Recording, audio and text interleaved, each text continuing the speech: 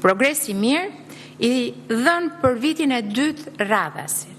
që padyshim na bën krenar dhe pasqyron të gjitha përpjekjet e bëra nga secili prej jush në këtë sektor, nga elektricisti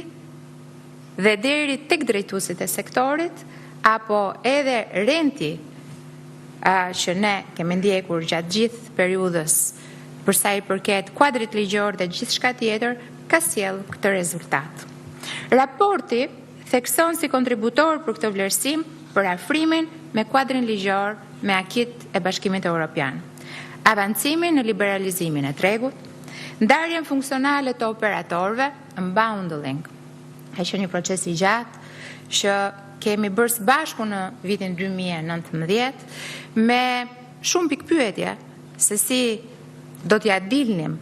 me kompanitë e ndara, por sot OSHE funksionon si kompania MØM, e cila merret me gjithë pjesën administrative të mbarvajtjes të sektorit, por nga ana tjetër, pra sektorit shpërndarjes në këtë rast, por nga ana tjetër kemi krijimin e kompanive të cilat sot po forcohen dhe pritjen për krijuar edhe kompani tjera siç është operatori i energjisë rinovueshme. Gjithashtu është vlerësuar integrimi rajonal për sa i përket funksionalitetit të bursës me energji, pra bursa Alpex dhe bashkëpunimi në tregun e përbashkët Ballkanit Perëndimor. Si dhe një tjetër element i cili është vlerësuar është zhvillimi i burimeve të rinovueshme përmes ankandeve transparente dhe rritjes së pjesëmarrjes private në kontributin e prodhimit të energjisë së rinovueshme në vendin tonë. Sipas raportit, progres është shënuar dhe në eficiencën e energjisë, me forcimin e kuadrit ligjor dhe përgjithësimin e planit kombëtar për energjinë dhe klimën dhe diversifikimin e furnizimit, të cilat kanë përmirësuar ndjeshëm sigurinë energjetike në vendin tonë. Prioritetet për periudhën në vijim përfshin miratimin dhe zbatimin e planit kombëtar për energjinë dhe klimën, liberalizimin e plotë të tregut, bashkimin e tregut të ditës në advans,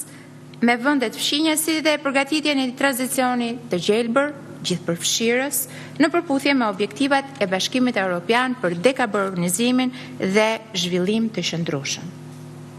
Ky progres është frut i një pune të përbashkët, është frut i forcimit institucioneve tona, investimeve në infrastrukturë, rritjes së transparencës dhe digitalizimit të shërbimeve. Janë këto veprime që kanë bërë të mundur që energjia shqiptare të renditet me sektorëve me performancën më të mirë në këtë raport të Bashkimit Evropian. Por përveç vlerësimit që na bën krenar, ky është edhe një moment për të bërë një bilanc tjetër të rëndësishëm. Atë të kontributit real të sektorit energjetik në zhvillimin ekonomik të vendit. Dhe për më saktë, unë do t'i referohesha një raporti të Bankës së Shqipërisë në mesin e vitit 2025 për sa i përket kontributit të energjisë në investimet e huaja. Sot, investimet e huaja në Shqipëri kanë arritur 16 miliard euro, këto të llogaritura sipas metodologjisë tradicionale duke marrë kursin e këmbimit ditor. Por energjia është në vend të parë si kontributor kryesor në investimet e huaja në vendin tonë.